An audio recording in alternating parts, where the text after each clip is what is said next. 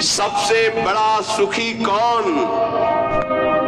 जिसके अंदर कोई भी चाह नहीं रह गई, चाह मिटी, चिंता मिटी, मनुआ बेपरवाह, जिनको कछु न चाहिए ते साहन के साथ। सबसे दुखी कौन? जो जितना भोगी लंपट कामना वाला उतना ही भारी दुखी। सबसे बड़ा पूज्य कौन? जो भगवत प्राप्त। भक्ति नष्ट कैसे होती है? भोगी पुरुषों के संग से और भोग करने से। सबसे बड़ा पाप क्या है? बोले माताओं बहनों में भोग दृष्टि से देखना। सबसे बड़ा पाप क्या है? माताओं बहनों को भोग दृष्टि से देखना। जीते जी मुर्दा कौन माना जाता है? जो पापी है, कामी है, आलसी है, क्रोधी है, वो जीते जी मरा हुआ आदमी है। मोह जीव को बांधता है। ये मोह नष्ट कैसे होता है? सब जगह व्यर्थ मिथ्या दृष्टि करने से। शरीर नहीं रह गए, अमुक ये भी नहीं रहेगा, तो मोह होगा ही नहीं, सब जाएगा, सब नष्ट होगा। ये मनुष्य कष्ट क्यों भोगता है? ना चाहते हुए भी कष्ट क्यों भोगता है? क्योंकि ये मन और इंद्रियों को सही रास्ते पे न लगाने के कारण पाप कर्म करता है, उसका परिणाम कष्ट भोगता है। के कारण पाप कर्म करता है, उसका परिणाम कष्ट भोगता है। एक सरल उपाय बताइए जिससे भगवान रीझ जाए। नाम जप करते हुए पुकार पुकार कर उनसे प्रार्थना करो। राधा, हम नाम उच्चारण कर रहे हैं, मनु बुला रहे, राधा राधा राधा। फिर देख लेना साधक सबसे ज्यादा त्याग किसका करे? कुतर्क और कुसंग का। प्रेम का स्वरूप क्या समझा जाए? अपने प्रेमास्पद प्रभु के हर समय समीप रहना चिंतन के द्वारा। क्षणभंगुर क्या है? प्रभु की सिवा सब कुछ, प्रभु की सिवा सब कुछ। प्रबल दुश्मन कौन है? यही विषयों में फंसाए हुए मन, ये बड़ा भारी दुश्मन। मन को कैसे वश में करें? नाम जप का अभ्यास और संसार से वैराग्य करने से मन वश में हो जाता है। जो उत्तम गति प्राप्त करना है उसका सरल उपाय बता दीजिए। सत्संग। जिसको रोज सत्संग मिलता है निश्चित उसकी उत्तम गति होगी। हमारी वाणी पवित्र हो गई कैसे जाने? जब झूठ निकलना बंद हो जाए, सत्य भाषण। हमें भय करना चाहिए तो किससे? गंदी बात सिखाने वाले लोगों से और नशों से। नशा, कोई नशा नहीं, और गंदी बात सिखाने वाले लोगों से भय करना चाहिए, नहीं मिलना चाहिए। कैसे जान ले कि हमें परम पद मिल ही जाएगा?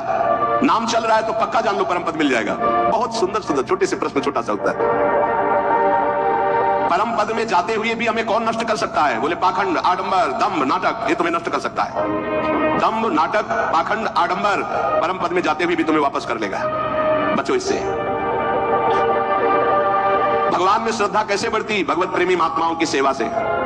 तपस्या कैसे क्षीण होती है? किसी को शाप देने से या किसी को वरदान देने से। इसीलिए हरिराम व्यास जी ने कहा ना मैं किसी को शाप देता हूं ना वरदान, सबको भगवत रूप देखता हूं। सबसे बड़ा पराक्रमी कौन? जो अपने ब्रह्मचर्य को रोक ले।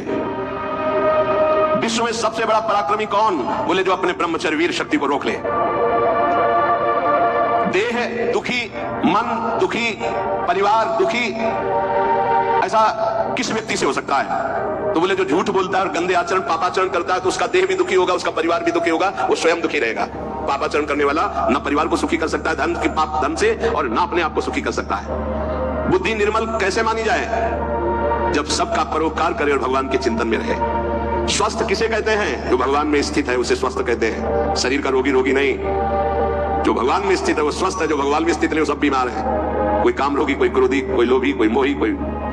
आखिरी प्रश्न, भक्ति का परिणाम क्या है? सर्वत्र भगवान दिखाई देने लगे, ये भक्ति का परिणाम है। उपासक को इन प्रश्नों के उत्तर का मनन करना चाहिए और सावधानी पूर्वक एक एक वर्तमान के मिनट को भगवान में लगाए। पल की पल में क्या हो जाए कुछ पता नहीं तकदीर का, या जब खेल रघुवीर का। आज हम सब बैठे हैं, कभी किस मिनट में कौन कहां बिछुड़ जाए कोई भरोसा। बड़ा भयावह ये देश, इसका नाम मृत्यु लोक है। वो ऐसी भूल भुलैया है कि हम इसको समझ नहीं पा रहे। इसलिए सबसे ये प्रार्थना है कि आपको कल के लिए नहीं चिंता करनी, कल जो हो गया उसकी चिंता नहीं करनी, ना तो भूत की चिंता करनी, ना भविष्य की चिंता। हमारी बात को पकड़ लेना, वर्तमान के समय को मत खो। कल जो हो गया वो तो हो ही गया।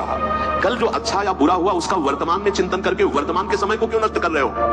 और कल जो होगा उसके लिए हम आज अपना समय नष्ट क्यों कर रहे हैं? हम कल जो होगा उसको संभाल सकते हैं, कल जो हो गया उसको भी संभाल सकते हैं। कैसे? वर्तमान के समय को संभालने से। अभी वर्तमान में हम बोले राधा, ये सेकंड पावन हुआ, फिर राधा। अब ये क्या करेगा? हमारे जो भूत है उनको पवित्र कर देगा। जो बीता हुआ समय गंदा गया, अपवित्र गया, जैसा भी गया, ये उसको पावन कर देगा और भविष्य का नवीन निर्माण होगा और संचित कर्मों को भस्म कर देगा। हमें केवल एक एक मिनट को संभालना, हमें चिंता नहीं करनी। बिल्कुल सुलझा हुआ बात, सुलझा हुआ निर्णय सिद्धांत। जो विवेकी है वो वर्तमान को संभालता है, जो अज्ञानी है वो भूत भविष्य की चिंता में मरता रहता है। कल ऐसा हो गया, क्या करेंगे ऐसा? अरे वो तो समय गया जो हो गया। अब इस पावन समय को उसके चिंतन में क्यों नष्ट कर रहे हो? अब बोलो राधा राधा। आगे जो होना है वो हमारे हरि हैं, हमारे प्रभु हैं, हमें चिंता नहीं करनी, हमें राधा राधा राधा। इस वर्तमान के समय को हम लोग दो प्रकार से नष्ट करते हैं, एक तो भूत की चिंता और एक भविष्य की चिंता। ये घोर माया का ज्ञान है। आप देख लीजिए, हमारी बात को आप तौलिए। बैठे हैं वर्तमान के पावन समय को, कीमती समय को भविष्य के चिंतन में नष्ट कर रहे हैं, भूत के चिंतन में नष्ट कर रहे हैं। नहीं, वर्तमान का केवल भगवत चिंतन, तो तुम्हारा भूत और भविष्य पावन हो जाएगा। और ये जन्म केवल भगवत प्राप्ति के लिए, कभी भी कुछ भी घटना घट सकती है। इन शरीरों को पानी का बुलबुला समझो, बहुत भयावह शरीर है। अभी आपको बुलावे में डाल दिया गया है, इसलिए आपको समझ में नहीं आ रहा। बड़े भाग्यशाली है जिनको इस पास ऐसे पार्षद रख दिए गए जो भूलने नहीं देते, हर समय प्रभु की याद में रखते हैं। क्या?